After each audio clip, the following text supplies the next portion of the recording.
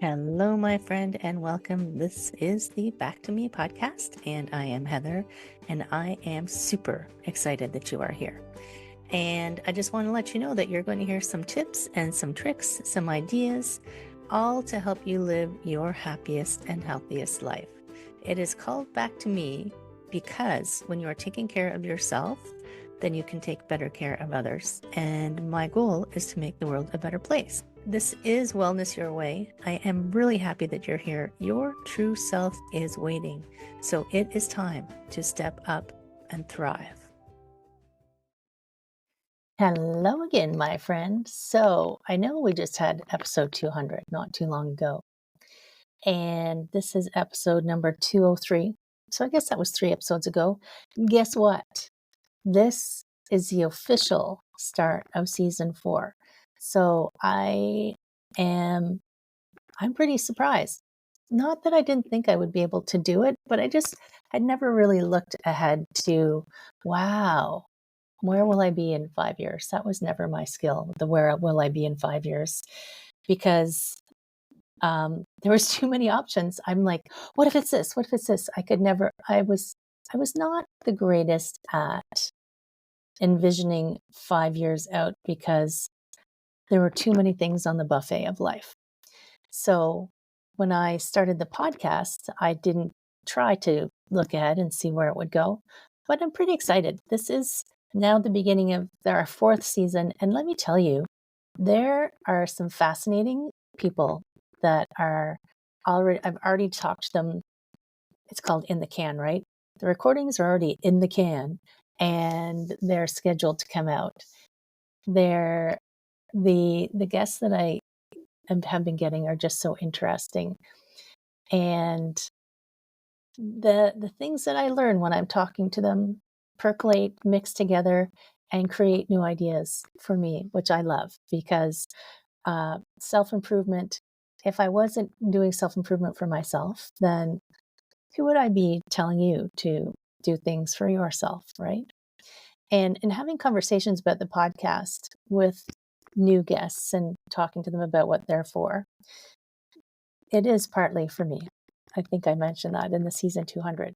So one of the things that I do for my own self-care, and this might be, I'm not going to say what your response will be. So I'll just tell you. So one of the things that I do is I have a monthly membership to the sensory deprivation tank. And the one in Toronto that I go to is called Float Toronto. It's in West Queen West, which used to be the second coolest neighborhood in the world, something like that. I don't know how you become the second coolest, but I think it was Condé Nast magazine that declared that. The coolest one was in Japan. So I go to Float Toronto. I try to go every month. I have a monthly membership. Luckily, they don't expire because sometimes I do get busy with all of the other fun things that I do. And I spend an hour in the dark and the quiet floating in the water. I think it has something like 850 pounds of Epsom salts in each tank. And the water is about, I don't know, 2 or 3 feet? No, not even that much, 2 feet deep. Now, sometimes, and I'll be interested, only you will know what your reaction was, but you can send me a message and let me know, give me a comment. Sometimes people will say, oh my God, I couldn't do that. I'm claustrophobic. I'm like, interesting. Really? I wonder if you were born that way. Would you say, I can't be born? It's too claustrophobic. Oh my goodness. I'm just visualizing the babies, the memes that would come out from that. So this is what I'm going to talk about today is a culmination of things that have percolated around in my brain. And they actually came to me while I was in the sensory deprivation tank. And one of the conversations I was having was about babies when you're born. When you are in the womb of your mom, and I'm pretty sure you didn't say it's too dark and it's too quiet and I have claustrophobia. The feeling of claustrophobia that you have came from something. it's not like you were born that way, unless it came from a previous life. I'm not going to talk about that. Let's just stay with this lifetime for now. It came from something you experienced in this lifetime. So it's like you installed that piece of software into your experience when you had that. So as I was in the tank yesterday, I was contemplating how everything in your life, all of the dialogues that you have with yourself are an ongoing story of you. So it came to me, and when I'm in the sensory deprivation tank, usually I'm meditating. Yes, sometimes I fall asleep. Sometimes I'm tired. I can't help it. It's dark, it's quiet, it's warm. How could you not fall asleep? But I try to stay awake, and I try to meditate, and I try to just let my mind do what it's going to do, sift through the information, sift through things. So as it was sifting, my mind went to stories we tell ourselves, and we don't even realize that they're stories. So you'll hear that all the time. Oh, that's just a story you're telling yourself, or that's just an excuse you've made to do XYZ. But it's interesting how it is actually in everything. I'm having trouble right now thinking of where it might not be, but there might be somewhere that it doesn't take place. So I'm thinking about, let's say you're claustrophobic. What caused that to happen? And you might not even remember. But it's like we've created an if then because loop in your software. If it's dark and closed, then I am in danger. What's the because? Where did the because come from? If there's a dog bark, some of it's all meant for protection, right?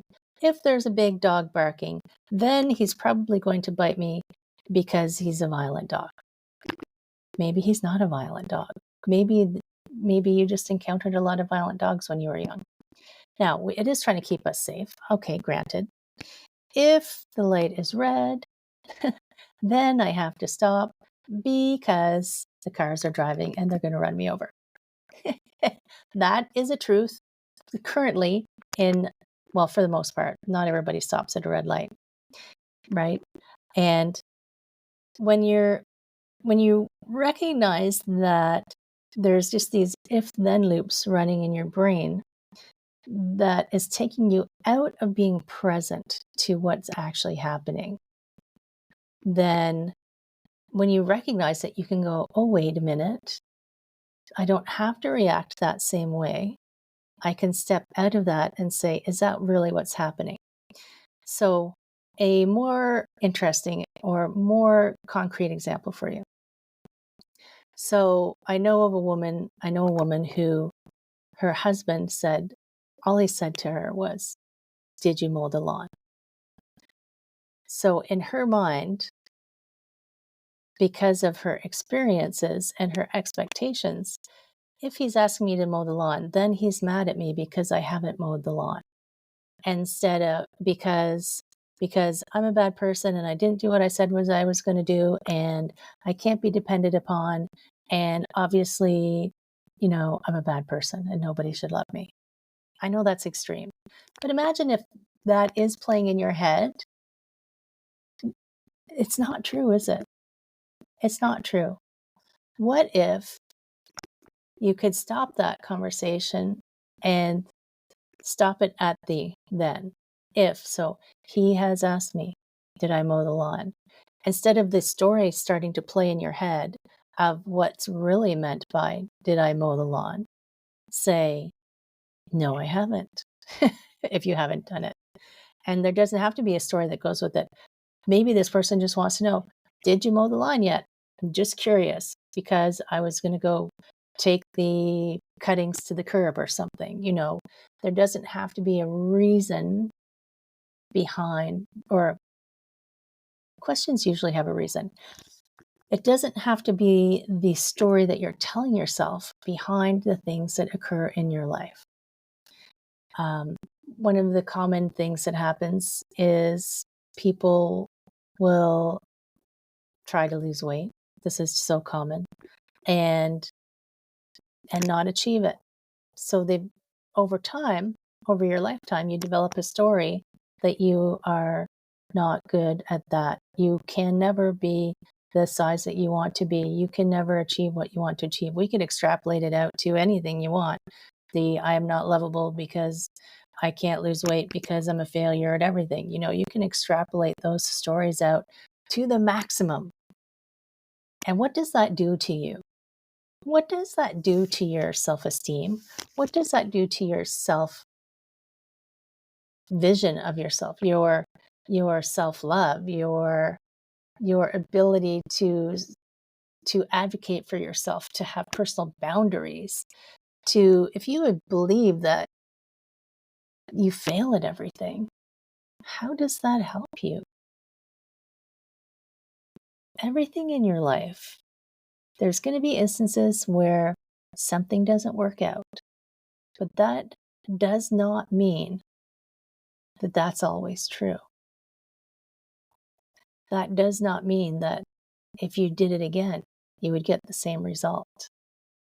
By basing all future decisions based on the past, doesn't that cause you to live in the past rather than in this moment of now? How are you able to create change in your life if you believe that everything you've ever done before will get you the same result? Interesting. Einstein just bumped into my head. Hello there, Einstein. He's saying, yes, if you keep doing the same thing and expecting different results, then that's a definition of an insanity. But you can do the same thing with different mindset and different intention, and you will get a different result because then you aren't doing it the same way. That's how I'm going to overcome Einstein. So imagine that you have a goal that you want to achieve. We all have goals, even if they're small. My goal is to get through my to-do list today. I only ever put 3 things on my to-do list on a daily basis. I mean, I have an ongoing to-do list off to the side. Yes, I always have more than 3 things to do. But in general, it's not reasonable to ask myself to do more than 3 things in a day because I honor my energy levels and that I need more rest. So, and downtime, and who wants to spend all their day at their desk, right? So my intention is to get through 3 things on my to-do list today. Does it work out? Sometimes. Do I give myself a hard time when it doesn't work out? Sometimes I do, because I forget that the story is not what I achieved today. It's who I was today.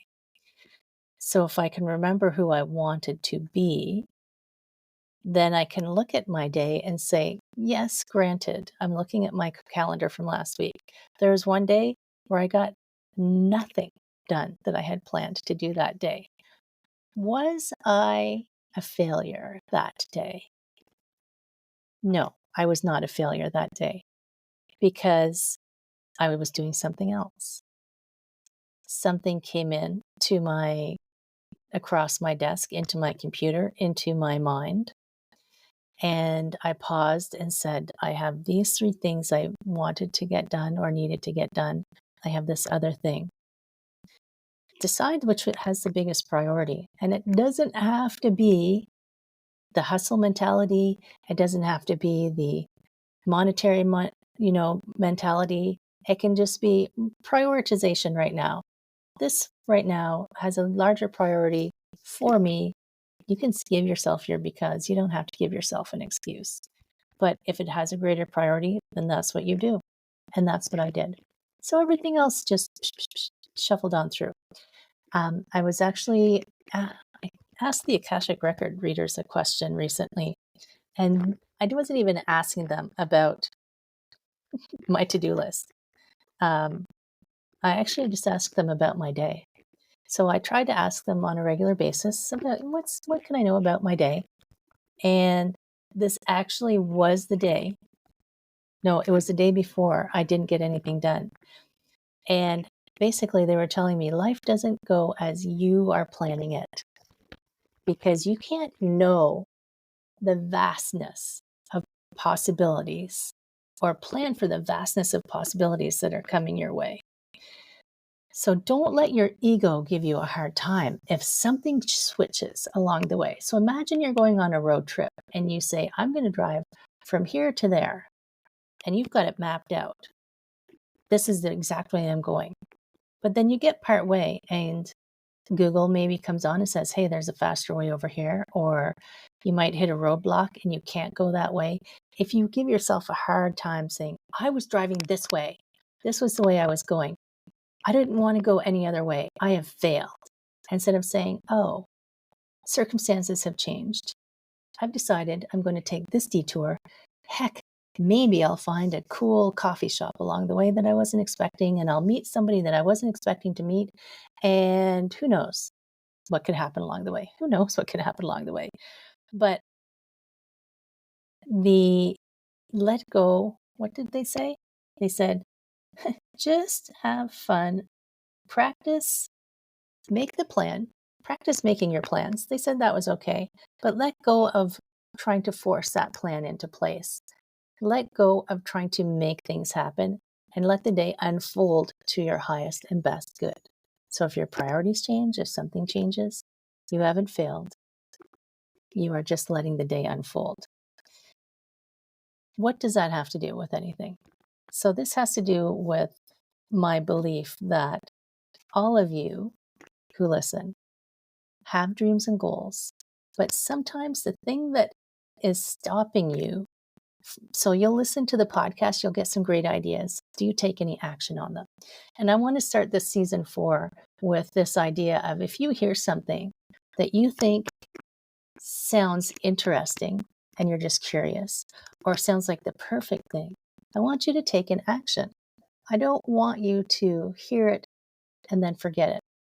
Because if you don't take action immediately after you hear something, there's some huge percentage, like 50% of that remembering is gone within the first day. So your belief systems and the stories of your if-then loop are creating your reality. They're creating your reality for you, even if you're not aware of it. So what I'm hoping that you do is, if you hear something in this podcast that you think would help you or shift something for you, or even help someone else, you can send it to them, or you can shift yourself and to demonstrate it for them. But using that action of trying without an expectation of the outcome, just going to try it and see what it's like. Doesn't matter if it works, doesn't matter if it doesn't work. I want you to try with an action to start to shift yourself. Instead of just being a listener and a consumer of information, start to take an action, because my goal is to help you shift into a higher vibration, into the goals, into the best person that you can be. And if I can't entice you to at least take a teeny step forward, then I don't know. I'm not a failure, obviously, because I can't fail. All it is information. But my biggest goal, my biggest dream is to help you and everyone you know become better at life and be happier at life. So have a listen. I'm going to do a best hits episode coming soon. Like, all the words of wisdom that we do, or at the end of each show, I'm going to compile some of my favorite ones and do a greatest hits, a greatest hits album for you to have a listen to. And heck, if you download it, maybe you can just, like, when you're having a bad day, just listen to all the affirmations, moments of wisdom, the More Power Hour. We'll call it the More Power Hour or something. My friend, I know it's cliche.